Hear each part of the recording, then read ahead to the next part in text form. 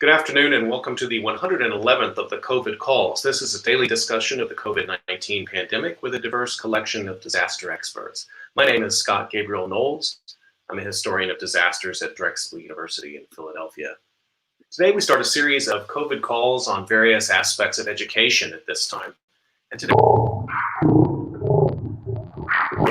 the upcoming school year from the perspective of high school and college students with Madeline Ladd, Afra Hallider, and Shivani Patel. And I want to give a special note of thanks to Shivani Patel, who's been really essential in producing these episodes. And she's going to co-host one with me next week as well. So really looking forward to that.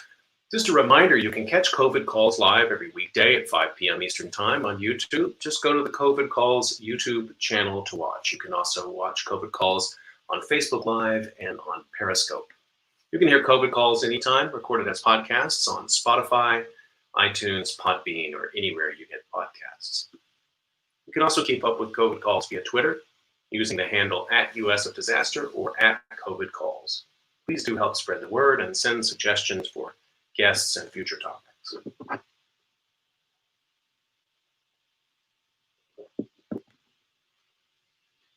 As of today, August 24th, there are 23,513,905 confirmed cases of COVID-19 globally, according to the Johns Hopkins University Coronavirus Resource Center. That's up from 22,789,780 reported on Friday. Of those, 5,723,181 are in the United States. That's up from 5,607,993 cases reported Friday. There are now a total of 176,991 deaths reported in the United States from COVID-19. That's up from 174,924 reported Friday, yet again at a pace of over 1,000 deaths a day. It's a way to bring some humanity to the numbers. I've been reading a life story or a story of advocacy for those impacted by the pandemic. And I'd like to continue that now with an extraordinary editorial that was published on Friday. This was published in The Observer, which is a student-run daily print and online newspaper that serves Notre Dame University, St. Mary's, and Holy Cross in Indiana. And the headline is, "Don't Make Us Write Obituaries." This was published August 21st. When we learned the institutions within the tri-campus community intended to have students return for the fall semester, we experienced a variety of emotions: excitement to reunite with our friends, relief to return to the classroom following the difficulties of remote instruction, and reluctance to acknowledge that the in-person semester we were promised could be taken away at a moment's notice. 2 weeks into the semester, our worries are close to reality. The university administration has largely blamed the COVID-19 outbreak on students attending off-campus parties. While this isn't entirely misplaced, it has been used to deflect responsibility from the very administrations that insisted they were prepared for us to return to campus. Clearly, they were not. Flaws in testing, contact tracing, and isolation and quarantine accommodations have since proven inefficient. At Notre Dame, the almost 2-week gap between the return to campus and the implementation of surveillance testing scheduled to begin today, that was Friday, represents a gross oversight on the part of the administration and has put the health and safety of the tri-campus and South Bend communities in serious danger. Experts warned this was likely, but University President Father John Jenkins insisted it was worth the risk. Presidents Katie Conboy and Father David Tyson seemed to agree. Since our return, a dashboard has provided the Notre Dame community with updates regarding the coronavirus on campus, but it leaves much to be desired in comparison to other institutions' initiatives, such as that of the University of North Carolina. As the events on campus have drawn national scrutiny, information regarding hospitalizations and isolation space should be made public, as well as a breakdown in the demographics of students testing positive. The community's understanding of the seriousness of the situation depends on it. St. Mary's and Holy Cross have provided even less information than Notre Dame. While we would like to know more about cases and testing on campus, we also call upon both colleges to provide the same information we are asking the university to release. The lack of transparency from our administrations only compounds the worry and anxiety felt by students, faculty, and staff alike. If we've learned anything in the past months, it's to take nothing for granted. The expectation that everyday life will continue as it always has can no longer exist. As redundant as it sounds, the next 2 weeks will shape the trajectory for the rest of the semester and perhaps the ones to follow. The blame for this does not lie with just one party. We, as students, faculty, staff, and administrators, need to share responsibility for the outbreak on our hands. We longed to return to South Bend while in quarantine last semester. Now we're at risk of hurting the community we've come to know and love. We implore members of the tri-campus community to do everything within their power to approach this virus in an appropriate and serious manner. Otherwise, we fear the worst is yet to come. Don't make us write a tri-campus employee's obituary. Don't make us write an administrator's obituary. Don't make us write a custodian's obituary. Don't make us write a dining hall worker's obituary. Don't make us write a professor's obituary. Don't make us write a classmate's obituary. Don't make us write a friend's obituary. Don't make us write a roommate's obituary. Don't make us write yours. And that was the editorial, Don't Make Us Write Obituaries, from the Observer editorial board, published Friday, August 21st, 2020. The Observer is a student-run daily print and online newspaper serving Notre Dame, St. Mary's, and Holy Cross colleges in Indiana. Powerful, powerful stuff. I'd like to bring my guests up now and introduce them to you as we get started today. Very excited to have my guest today. Madeline Ladd is a rising high school senior at Villa Maria Academy in Malvern, Pennsylvania. She has been a competitive swimmer for most of her life and is supposed to be captain this year for the swim team. Madeline is also the editor for the school newspaper, vice president of the National Honor Society, and a member of the Spanish Honor Society. She's currently in the process of applying to colleges. Afra Hallader is a senior at Drexel University studying public health with intersecting interests in international development, disaster management, and labor migration.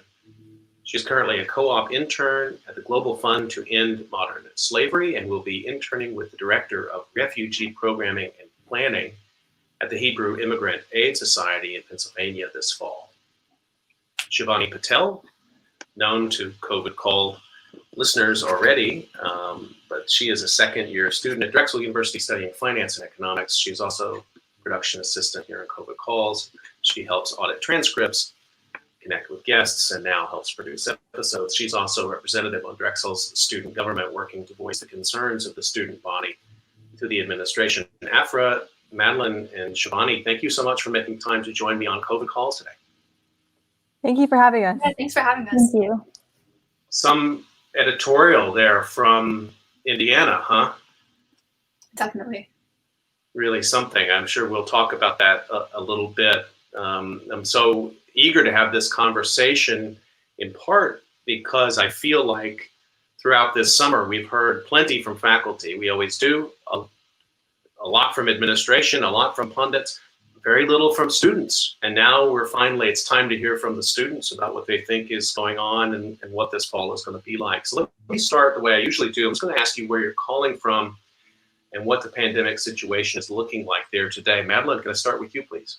Sure. So I'm calling from Chester County, Pennsylvania, and I feel like we're on the decrease of cases, but there's still that presence there. So really just taking it day by day. And the situation there, people are wearing masks, so they out and about, restaurants are open? Restaurants are open, 50% capacity inside, and there's outdoor seating as well. And you just have to wear a mask when walking to your table or getting up to use the bathroom. But And people are mostly following those kinds of... Yes, whenever I go into a store or restaurant, everyone always has their mask on. If they don't, someone tells them to. So everyone's really being conscientious of that. So. Okay. All right. Well, that's good to hear. Afra, let's hear from you. So I'm in Philadelphia right now, living at my off-campus apartment, and cases are going down steadily here. But if you were to walk outside, you wouldn't know there's a pandemic going on because a lot of people aren't wearing masks. So it's been fluctuating in cases, but we don't have indoor dining yet. We're not ready. So what's the situation on campus? Have you been over to campus and walked through there, see what it's like? Yeah, I've walked through campus a few times and it is completely empty. I've never seen it like that before, and you forget that you're on a college campus. I mean, you still see the halal trucks, and those are the only people that you really see on campus. This time of year, I've been in higher education my whole life, I guess, basically. I mean, once I got to the age I was in college, I really basically never left. And there's something this time of year, there's a feeling I start to get like I'm going back. I'm so excited, and to hear you describe the campus that way is really devastating. I haven't been back to see that. So thank you for sharing that perspective. Shivani, same to you. Where are you calling from, and what's it looking like there? So I'm calling in from Bucks County, Pennsylvania, which is really close to where Madeline is in Chester County. And the situation is very similar as well, where all the restaurants are open at half capacity. There's outdoor dining where there can be, they have temperature checks. When I go to the store, people are wearing masks. The grocery store that I shop at, they have like hand sanitizing stations, and they sanitize all their carts and stuff beforehand. But the thing is with here in Bucks, cases are going down, but it's not steady. Like there are some days where you hear on the Bucks County on their website how it's like fluctuating. So I guess people are, from my perspective, people are being like, they're wearing their masks and stuff, but there could be more to be done for social distancing wise, because I do see a lot of times like people having like backyard barbecues and stuff with their neighbors. So that's one thing. So you're all kind of describing somewhat similar situation and all in sort of the same region in terms of the cases, but even a little bit different, from what Afra is describing as to Madeline and Shivani, what you're describing in terms of how much compliance you're seeing with masking orders. I mean, so much of this now seems to come down to individual behavior, kind of at that level. And we've kept up with Esther Chernak on this program about availability of tests. And my sense from talking to her is that people in Philadelphia Metro do have access to tests if they want them. But one of the challenges, and maybe we'll talk about this, is all of a sudden if we start to have an influx of students coming from outside the region, I mean, at any given time, there's hundreds of thousands of college students in the greater Philadelphia metro region. And then with the schools starting up K through 12, all of a sudden there's going to be this huge demand, and it's not so clear that people can respond to that demand. So that's one of the real challenges as we think about getting back to school. Madeline, let me ask you more specifically, if school administrators have told you what's happening for the fall. I'm assuming they have, and I'm assuming it's probably a moving target, but can you tell us a little bit what's happening at Villa Maria Academy for fall semester? Sure. So we received word a few weeks ago that we plan to go back in person. My first day is actually this Wednesday, and my school is a smaller private school. We have more or less 450 students in the whole school, so that kind of gives us the ability to distance the desks and have a smaller class size. But they really reiterated the 6 feet apart, the social distancing, and the wearing a mask. And they're also adjusting our schedule a little bit.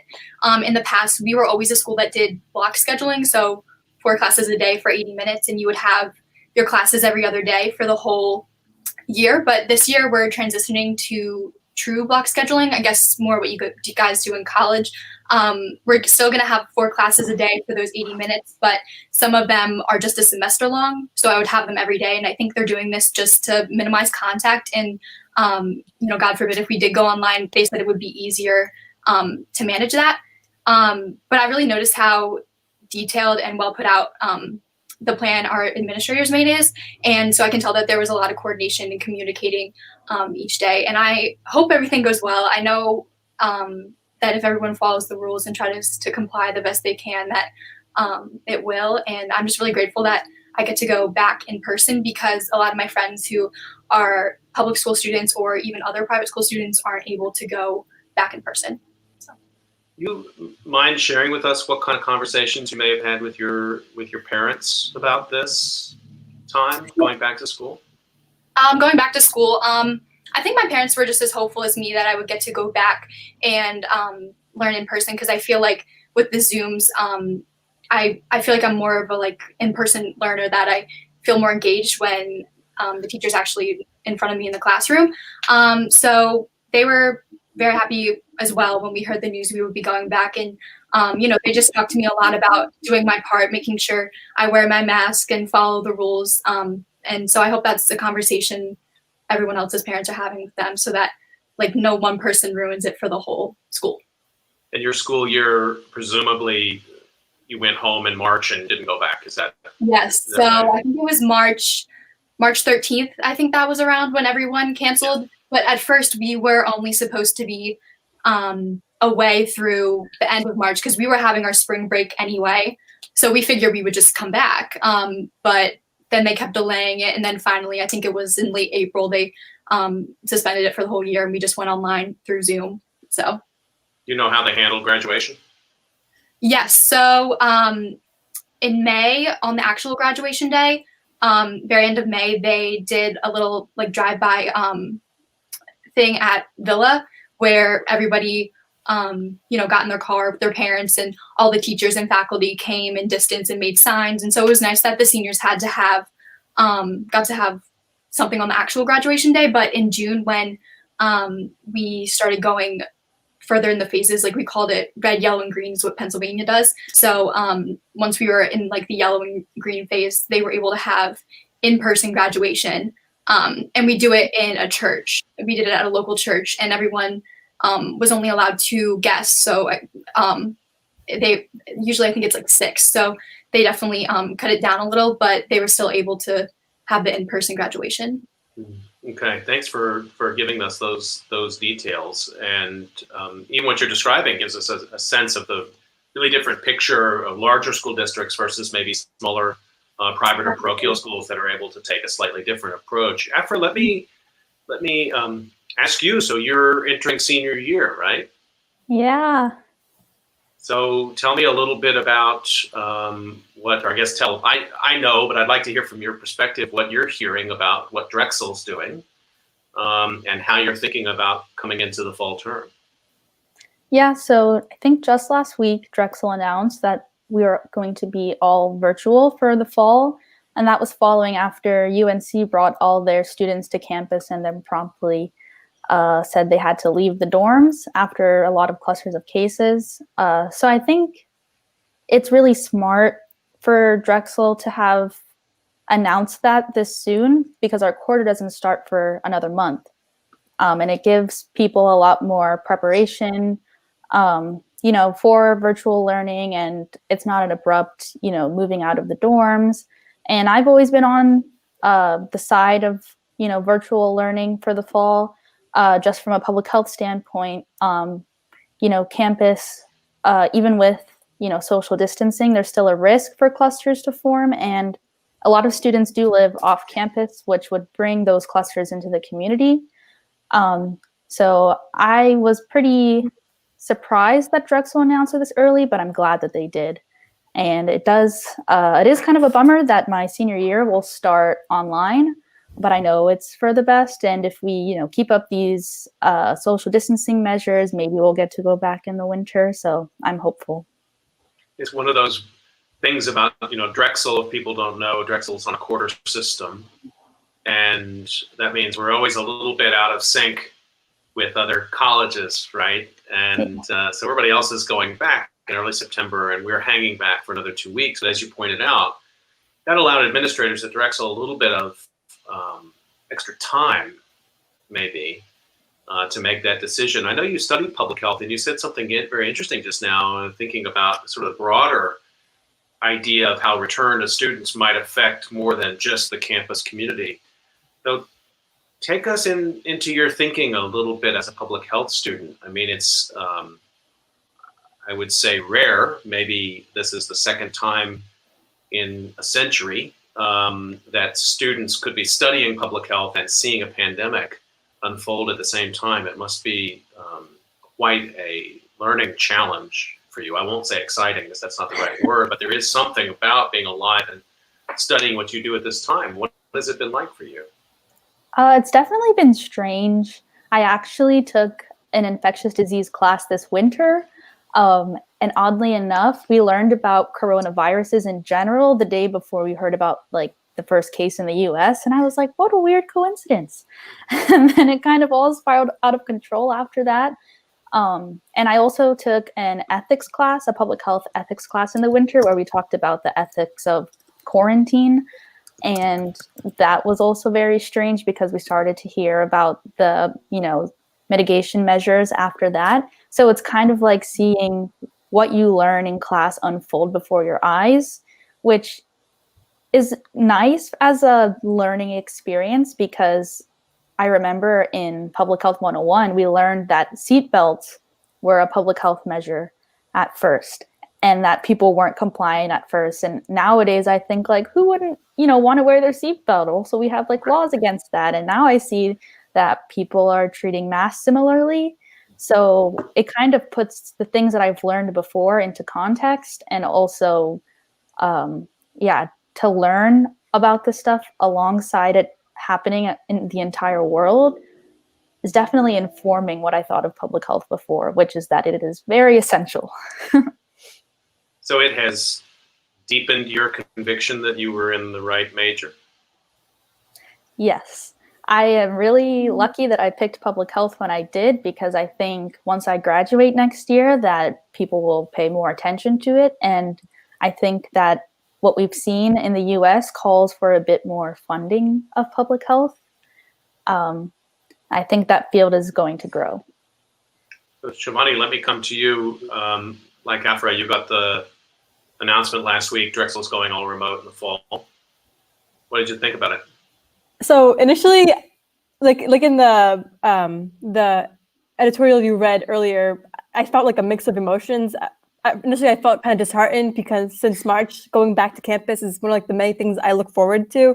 Like it's what kind of kept me going a lot of the times, and I felt like I was missing out on all these amazing things that everyone always talks about in college. And I still do kind of feel like that. Like I'm missing out. Like I have the worst fear of missing out ever.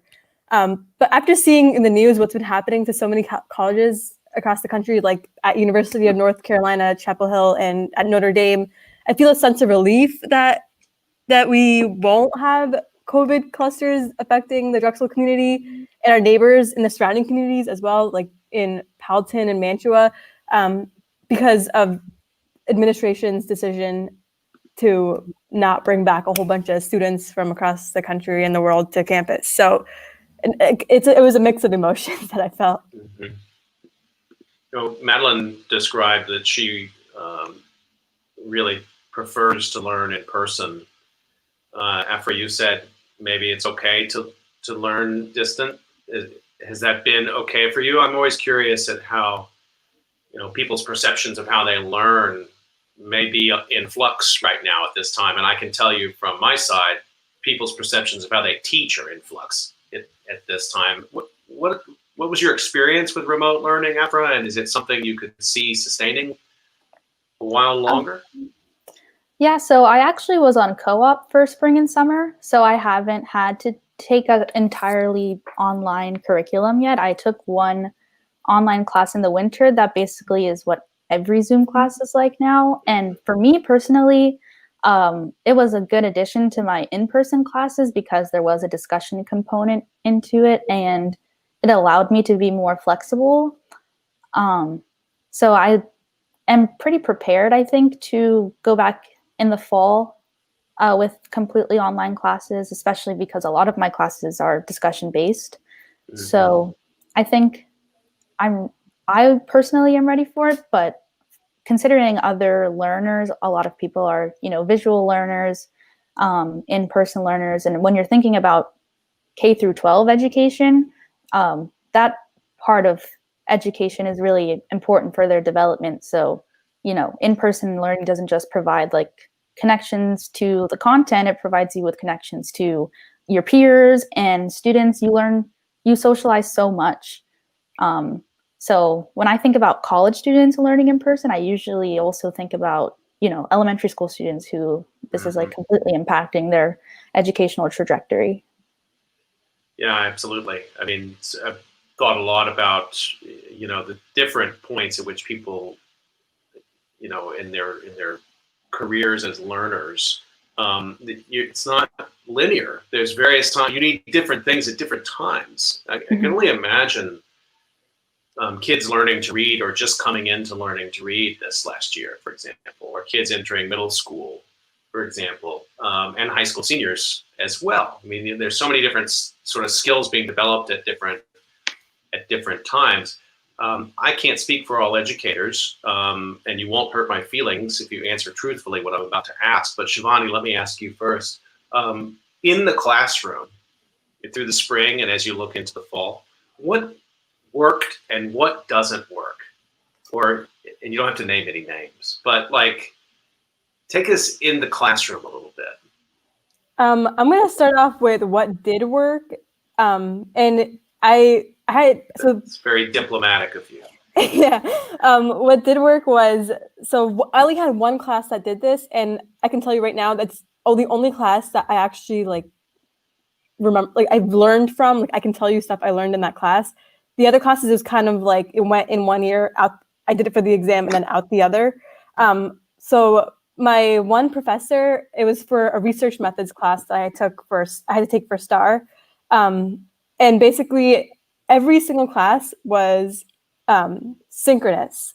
And I know some people like don't like the idea of that because it's like, oh, you can't do it at your own time. But I didn't like that because I had to wake up like at 8 o'clock in the morning. But I mean, it was just really helpful. In the long run, it was helpful because my professor, he kept bringing up polls for us. So it's like we were forced to engage. And then in the discussion, he would constantly be asking us questions. So people would be engaging in the chat boxes, or if they wanted, they would raise their hand and say it out loud. And also my professor in the beginning and the end, he would like ask everyone. It was a relatively smaller class. It was like 30 people. And he would ask us like, oh, wait, how was your weekend? Anything fun? Whatever. And it just felt like the connections. It was so nice at the time to be able to talk to people instead of just be staring at a screen. And it's like rather it being like a video. Now, what didn't work for me was my one class. It was called Management Information Systems. And I was, as a freshman, like it was one of the classes that I had to take as an introductory class in my business major. And I can tell you right now, I don't remember anything I learned from that class just because it was like 200 people lecture one time a week, like 4 hours at a time. I was sitting at the screen, and my professor just kind of like read through the PowerPoint, didn't ask any questions. So what I'm trying to say is the whole getting people engaged was like huge in me actually being able to learn something from my classes. Because my MIS class, my accounting class, it was just kind of like a video and there's no engagement going on. And I just, at the end of my term, I just kind of felt like, dang, I really didn't get anything out of these last 10 weeks. Also partly it's also the attitude. Say it again. It's also partly like, I guess, it's also partly the attitude you have to keep when you're a student. Like you have to keep reminding yourself, like, hey, Shivani, like, that you're here to learn, and like you can't just be shrugging things up. It's harder to get motivation, I guess. I want to ask Madeline the same thing. You're going to go back in the classroom here starting this coming week. So was there anything that happened in the remote learning that worked for you, or you're like, I'm glad we're going to be back in class and leave the remote aside? I feel like my school did a really good job of keeping consistency with their Zooms. We use Zoom as our platform for learning, and also kept up the engagement. I know the majority of my classes, we had Zoom every day, the same time every day, and each teacher had a lesson planned out, and we still continued with tests and quizzes, which at the time we were like, oh, another test, but it really was nice looking back that we still had the flow like we would have in an in-person class. And I really enjoyed when the teachers would, like Shivani said, ask questions, try to keep everyone engaged. I know a lot of my teachers utilized the breakout rooms on Zoom, which was nice because it gave you a little smaller group to work with. It would almost be like working in groups as we do often in person. So I definitely think that the transition was different, but I still feel like I got a very quality education and finished out my junior year as I would if I were in person. Afra, let me ask you the same thing. When you said you were on co-op, maybe not everybody knows what that is. Can you tell us what that is and what that experience was like? Yeah, so Drexel has their very unique co-op system where you get to have 6 months of full-time employment in between your academic terms. And this was my one and only co-op because I'm a 4-year major, and I was supposed to go to Singapore originally and work with the Ministry of Health, but COVID put a wrench in those plans. So I was lucky enough to find another co-op at an anti-trafficking organization, and the entire experience was remote. And I think that experience of working was really interesting because, I mean, everyone at the company was adjusting to working from home, and it seems like that might be the future. Teleworking might be the future. So I got an introduction to, managing your time and how companies actually operate remotely. I would have preferred an in-person experience, but I'm lucky that I had a co-op at all. A lot of students were not as fortunate, and a lot of companies were having hiring freezes and wouldn't allow any interns to onboard. So I think I got a really unique co-op experience. Thank you for that explanation of co-op, and I'm glad you were one of the ones who got to keep it. Something you said there, I think, is really insightful, and I want to build on, which is this: it demanded new skills development of you. And it's not that we expect any student, when you do a co-op or a fellowship or an internship, to blow it off. That's not at all what it is. But usually there's quite a lot of guardrails. When you leave the campus and you go into a work setting, there's a lot, but you didn't necessarily have that, I guess. I mean, you had to really have the discipline to conduct all of it online. And they had never had an online co-op student, I'm presuming? Yeah, I think I was their first co-op student ever. So I think I was, yeah. So, and I think they did have a lot of interns from around the world that were just for the summer. So we were all kind of interning from all different parts of the world and having to, I had a fellow intern who worked in Belarus. So we had to work around schedules. So I think that's also another skill that I learned is having to manage your time, especially when you're working with people from all across the world. And I want to work in international development, so I think that will be a very important skill for me. Okay. So let's remind everybody we're listening to COVID Calls, and we're talking today about the student perspective of the return to campus with Shivani Patel, Afra Hallider, and Madeline Ladd. And I've got a question here from loyal viewer Jorge Benavides Rawson. Thank you, Jorge. Good to hear from you. And I like this question.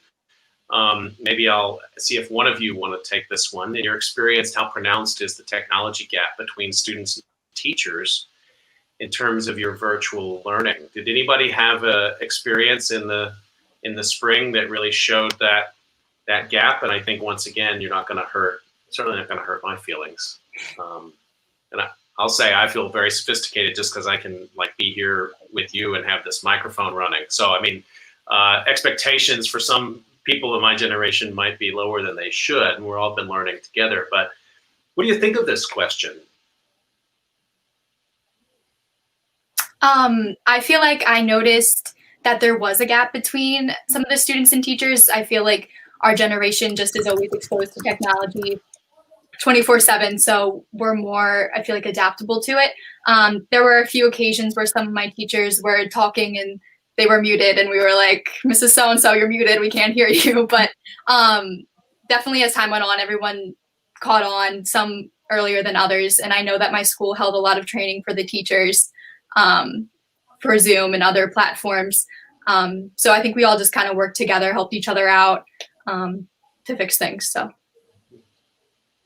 the muted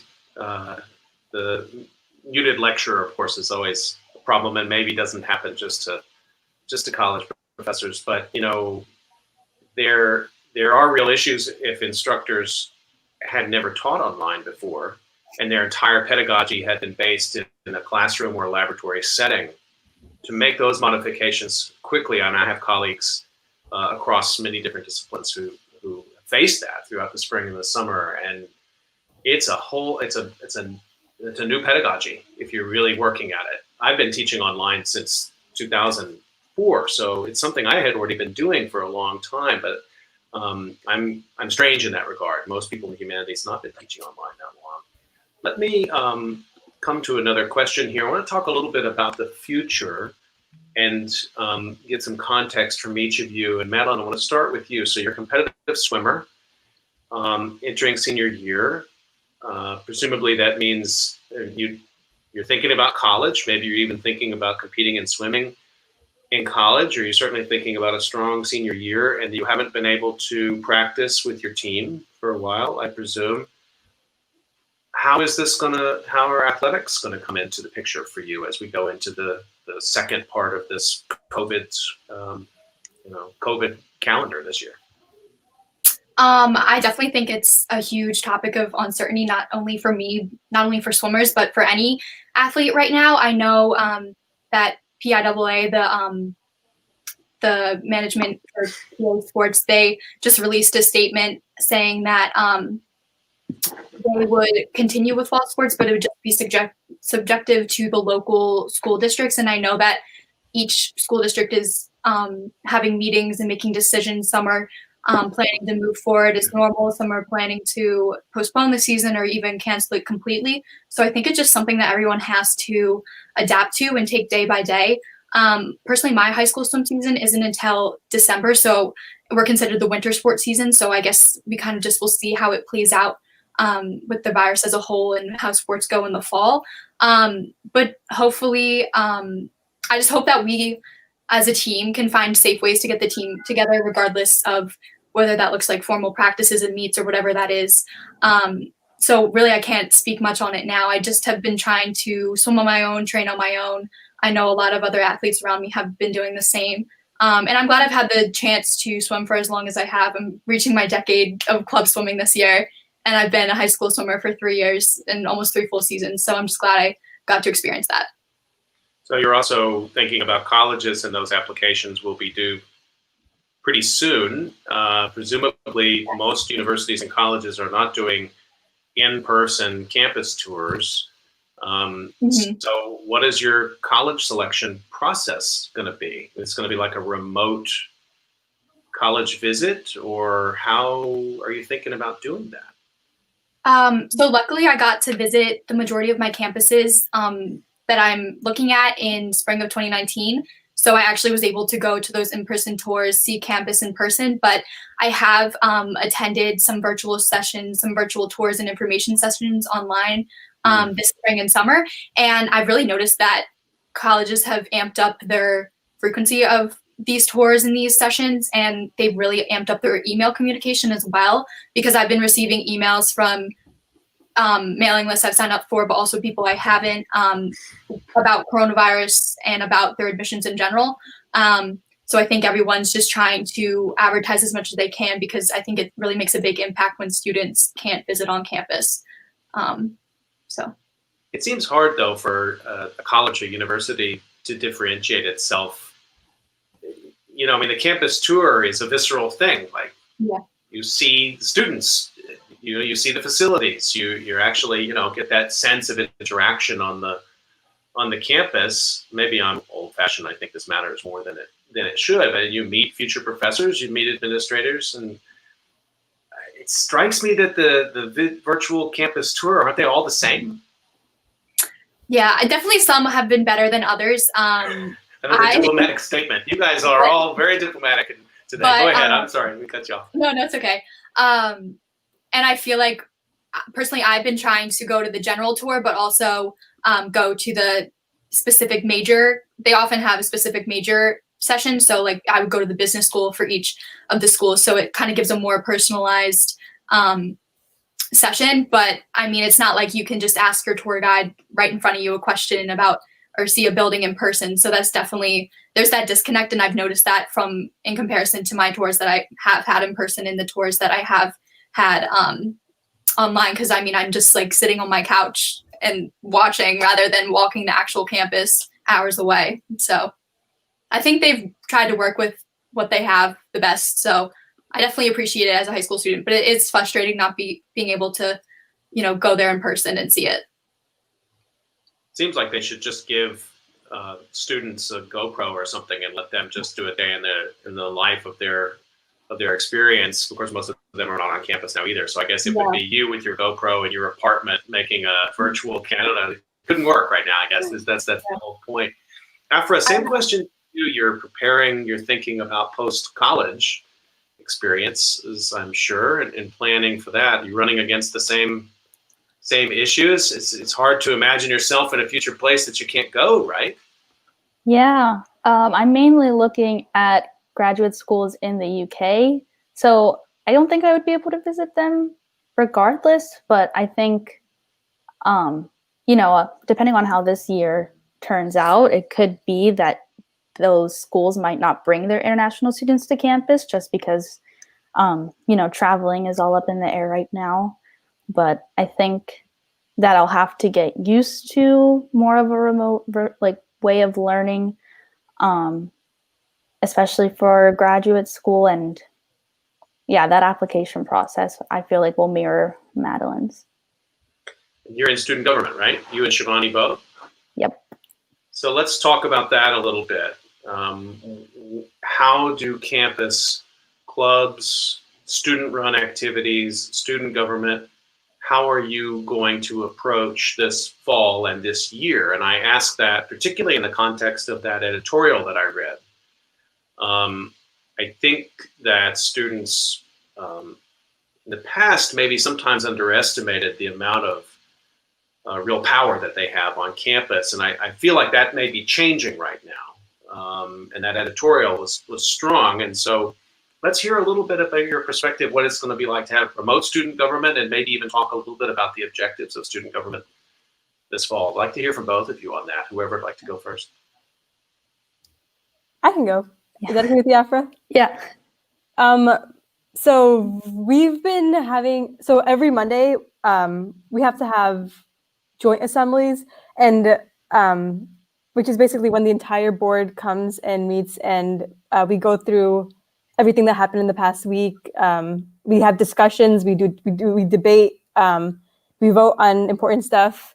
And I got the experience to have that in person throughout the fall and the winter, and then we switched completely to online format with Zoom calls with admin and joint assemblies, not in person. And it was just, in the beginning, the transition was really crazy because we had to even shift all of our elections online as well. So we were trying, in the spring, we were literally trying to reach out to the entire undergraduate student body to have them also participate in the election process.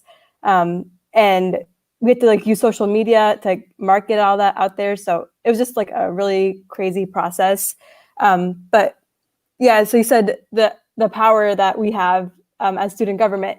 So one of the things that we've been working on is, so basically I'm a second-year student at Drexel, and second-year students are required to be a part of Drexel's 2-year housing buy-in. So before they announced this decision of going fully remote, even if all of our classes were remote, the Drexel affiliated apartment housing called ACC, they were going to make everyone come back to their apartments. And people were going crazy all over Facebook, Instagram, everywhere. International students and domestic students were trying to sublet and relet their leases. Parents were passing around petitions. The comment sections were just filled with lots of angry comments. People were sending emails left and right. And then when Drexel announced that they were going fully remote last week, there was a period of a day or two when people were even angrier. And we would get all these emails through USGA because I'm part of the Buildings and Properties Committee. So that's one of the things I work with, which is business services and working with ACC, which is the housing, Drexel affiliated housing. And then ACC, again, a day later after Drexel announced they were going remote, they sent out an email saying that they're going to be offering rent abatements to second-year students. And the only reason they were going to do that is because second-year students are bound to the 2-year housing contracts, but they still did the upperclassmen who live in Drexel affiliated apartments, and especially upperclassmen who are international students. Yeah, they did them really dirty with not offering them rent abatements. So that's the one issue we're working to address. This is a little look inside some of the issues we work on.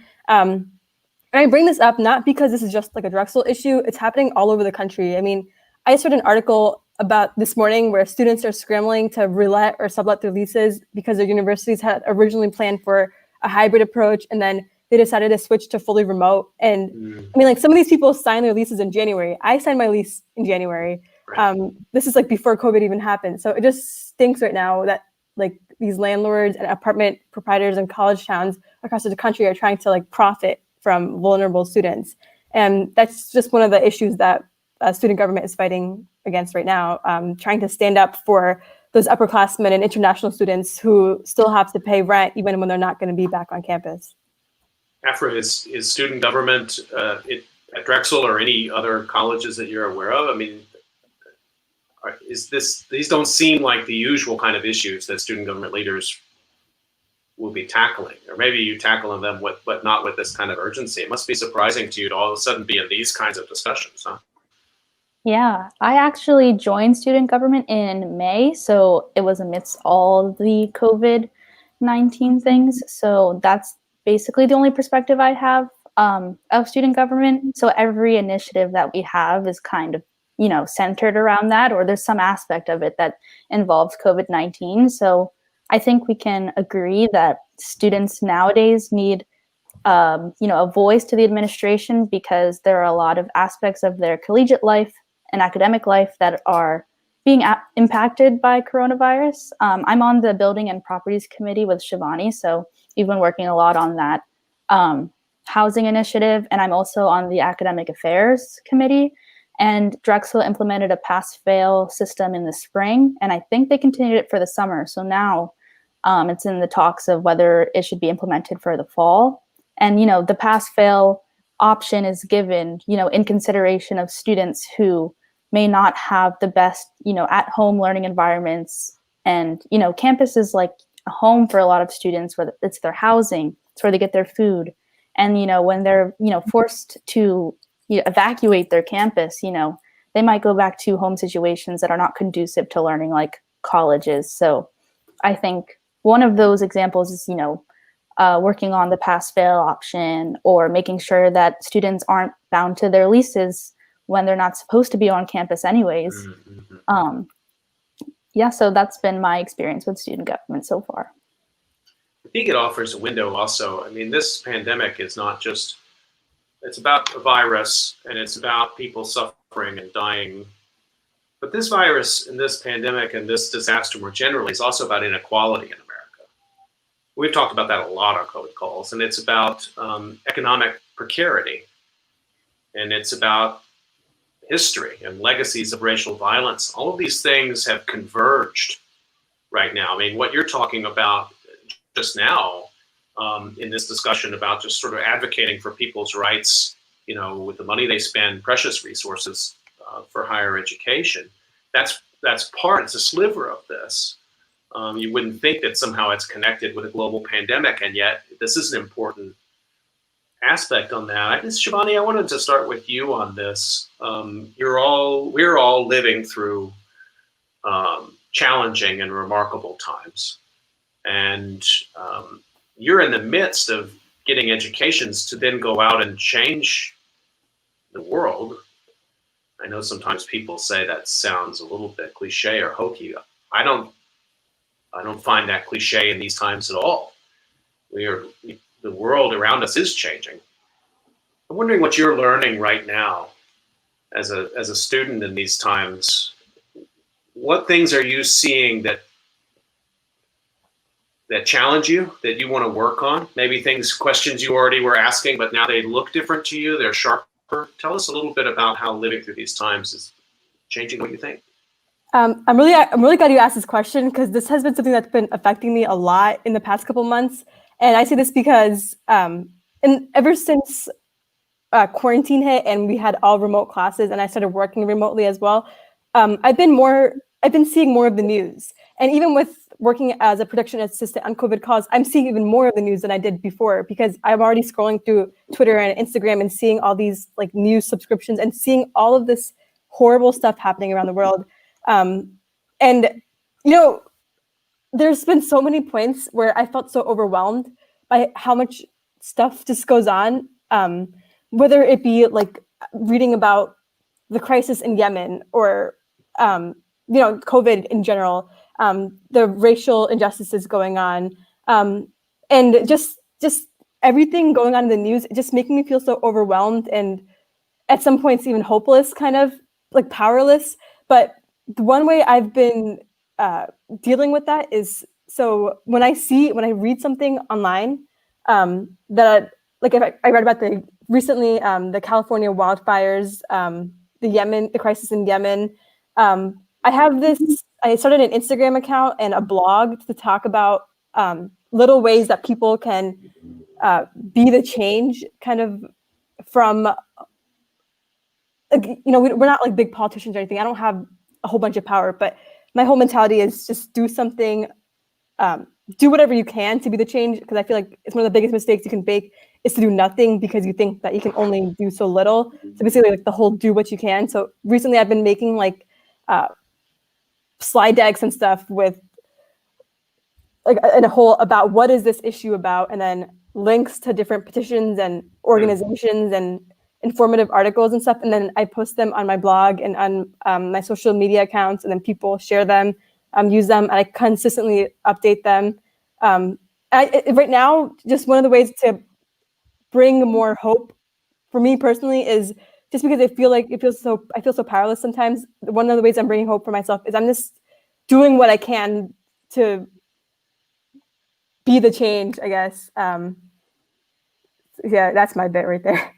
Can you put that link to that in the chat, and I'll put it up on screen so people can read those if any of those are public. And I really appreciate that, that perspective you brought. Madeline, I want to ask you the same question. The world must look different to you now than it did in March. How's that affecting the way you think about what you want to learn, what you want this country or world to look like? Definitely. I agree with Shivani. Over quarantine and throughout the whole pandemic, I've definitely been tuning into the news more, whether that be on live TV or reading stories on my phone. And I feel like I've just become much more globally aware than I was before coronavirus started. And for that, I'm grateful. And I guess it took a global pandemic for that to happen. But so that is one upside to it. I feel like I'm more globally aware. But in the same way, I also realized how much of a task like our generation and even generations younger than us are faced with. We are the ones who, like Shivani said, will be this change. And I agree with her statement when she said, you can make change in smaller ways than you think. And just because you may not have a big voice or a big presence doesn't mean that you cannot do something great. So I've just been thinking about ways I see injustice, I see inequality in my community, what I can do to fix it. And I think just the biggest thing for me is that I don't want to be a part of that. I don't want to be somebody who is oppressing someone else. And so I'm just really conscious of that. And I think I'm just much more aware. Taking those kind of actions, even sort of being aware of them in your community, are really important. And I guess I'd like to sort of tie that in with some things that I've seen students at the front of, including literally protests against George Floyd's murder that literally walked down my street in front of my house, and it was led by students, which was a remarkable moment. And I went outside and followed them and participated in that way. Madeline, I just sort of bring that back to you. You mentioned things happening in your community. What sort of things have you seen, or what kinds of things do you see yourself getting active in now? You may have already been active. I don't mean to say you weren't, but that it looks different, it feels different now than it did before. Sure. So I feel like it's really inspiring seeing kids your own age, kids around your age, really making these big statements and having the courage to do these types of things. I know that there were many local protests at local parks by me, and I've really noticed that a lot of people my age have been really active on social media and have really made a presence of spreading awareness. And whether that's just a short article they shared, it can really make a difference because someone could see that and build off of that, and then it keeps on going and going. So I think it's definitely really inspiring seeing all this happen, and it makes me want to get involved too. After the same question to you, you told us that you just happened to be learning about coronaviruses, and then all of a sudden your major now becomes like, public health becomes the front page of every newspaper in the world for half the year. But I'd like to know how things do look different to you now, and what this means as you're thinking about your future plans a little bit. Yeah. So alongside learning about things like pandemics and seatbelts, we also learned a lot about racial and ethnic disparities in healthcare. I took a lot of classes that specifically speak to the urban aspect of that. So, the built environment and health, and the pandemic brought all those to light and put them in an interconnected way. You saw the eviction crisis, you saw the blatant racial disparities and who is getting and dying of COVID-19. I learned about all these different topics in, different classes, but it all started to come together once this pandemic started. And I think, to speak to Madeline's point about social media, being a young person and growing up with social media, I've never seen such a collective effort. I think that real structural change is going to happen because of our generation. We have a very loud voice. We have a lot of voting power. And I feel really lucky that I get to be, a part of that. And also I feel lucky to have studied public health with such a social justice background, because a lot of the issues we see within public health are the direct result of racism, redlining, all these historical phenomena that have, led us to this very moment. I have to say that since we're all, Delaware Valley, we all work and live in that area generally. It is quite something. When you really look at the history of Philadelphia, for example, these issues are right in front of us every single day.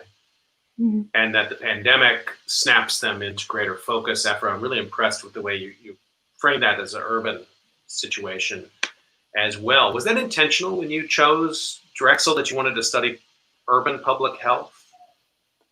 It's something that I was interested in, but it wasn't really solidified until I got to Drexel. And our School of Public Health does have an aspect on improving the city of Philadelphia's health. So it's something that I came to be more interested in once I took classes in it. It's, these issues, these days of and I think with the GOP convention about to start, we're going to see a lot of images of cities in flames and a lot of sort of positioning of cities as in hopeless sorts of places in the center of pandemic.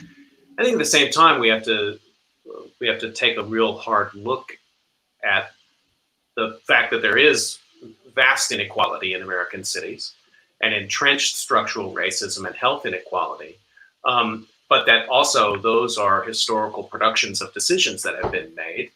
And if people say, not anymore, let's undo those structures and let's take action. I don't mean to say it can be done all in a year, but just the way you're all talking right now gives me some hope that you're seeing those challenges with clear eye. Shivani, I want to come back to you because I know one of the things you're interested in is environmental sustainability. There's been a lot of talk right now about what we can learn about climate action, and I was very impressed with some people I've talked to, Franco Montalto, actually, who's a professor at Drexel, who told me that, when the end of the last COP meeting, the sort of last meeting, IPCC meeting, everybody was so down because the United States and Australia and Brazil had all basically said, we're not interested in climate action anymore. And yet, Greta has been such a galvanizing figure and a young person, and really calling us all to sort of moral account about climate change. And then within 3 months, we engage on this enormous collective action on this planet. And it hasn't been perfect, but the fact that people around the world would go inside and shelter and for months take action to protect themselves and each other, I think that is instructive for what's possible with climate action. Again, I don't want to sugarcoat it. I'd like to get your sense of what you're taking away from COVID-19 that you could apply to your thinking about climate? So one thing that I noticed on social media is I've been seeing a lot of tweets with like I don't know if it's people know, but the California, there's been like these crazy wildfires going on in California right now, and I keep seeing all these tweets of people saying, "Oh wow, look, just another addition to how sucky 2020 is. Like, dang it, like 2020, whatever." But here's the thing. That's not anything new, and it's not going to be anything unique for the coming years. In fact, it's going to get even more like it's going to the extreme weather is going to become even more amplified in the coming years, and this is not anything new that people are going to be dealing with. So just like seeing how if the reason why I feel like these people stayed inside like for quarantine and stuff is because COVID-19 was so much more like in front of you. It was directly impacting everybody. These wildfires aren't in fact impacting everybody. They're impacting the California residents, but they're not impacting everybody. So that's what makes it so hard with the climate catastrophe, with the whole getting everyone to get involved, is because it affects more people of. It affects a lot of more communities that are lower income and that are communities of minority communities. It's not really affecting everybody per se. Right. So that's what is kind of making the whole everybody taking collective action part so hard, because it's not something that's it's not like directly impacting. You can see it in the news, like, yeah, there's these wildfires happening, there's floods happening here, but it just, I guess there's no motivation for everybody to be collectively. Still, I say that, but I still have hope because I see that from social media, I'm seeing that my peers and people in this younger generation, they are really pushing for people to be accountable and take climate action. It's a really powerful point that the pandemic is literally in front of all of our faces, and I agree with you. Of course, it affects people unequally, but it affects everyone urgently. Yes. Climate is also the same, but we don't perceive it that way.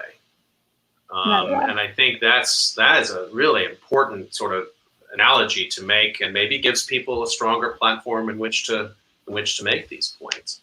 Just to remind people, when you're listening to COVID Calls, I'm talking to Madeline Ladd and Afra Halliday and Shivani Patel. We're almost up on time, and I want to make sure if there's anything that you wanted to raise about what you're going through at this time or the experience of students when we get to that. But I want to ask you kind of my final question, and feel free to take it however you want to, but what are you most looking forward to in this school year?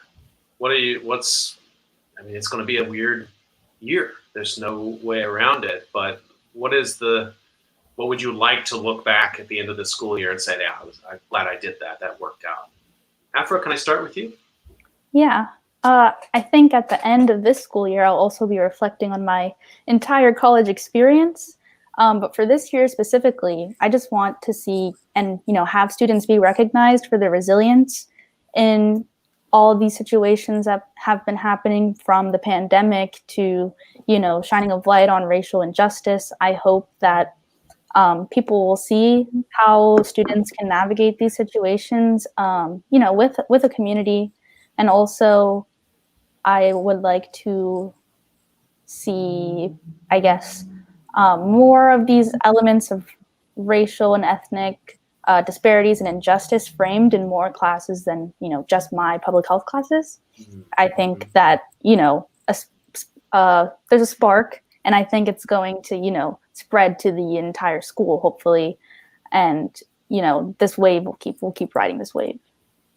I would thank you for sharing that, and I think I will underline once again, as an educator, if you all say to us and to the administration, hey, these are the things we want to learn. Curriculum moves slowly, I will admit. but it does move. It does change, and the way you phrase that, I think, is really powerful and important to make that point. Right now, Madeline, same question to you. What are you looking forward to this year? Sure. So for me personally, I'm really looking forward to seeing how my college process unfolds. I know this is going to look a lot different because of COVID this year. So I just really hope that I'm given the same chance and not negatively affected by the virus with admissions and everything. But colleges have been doing a great job of trying to make everything as normal as possible and accommodate where they can. But beyond college, like Afra was kind of saying, I really just hope to see this spark continue. Like Scott, you were saying earlier, a lot of the issues that we are seeing now have always been issues in society, but I think that the virus is just kind of bringing them more to a forefront. And so I'm thankful for that. And I hope that our generation and the generations that come after us will be able to kind of play off of this spark and keep this global awareness and keep educated and really have a sense of awareness and care for everyone around them, not just what's going on around them. So I think that's something that's really going to be affecting me as I move on to college. Like Afra was saying, I really hope that we have these difficult conversations more often and more frequently, whether that be with the peers in my life or the adults in my life or the educators in my life. I hope that people, when things do start to go back to normal, don't forget about these feelings that we're feeling now.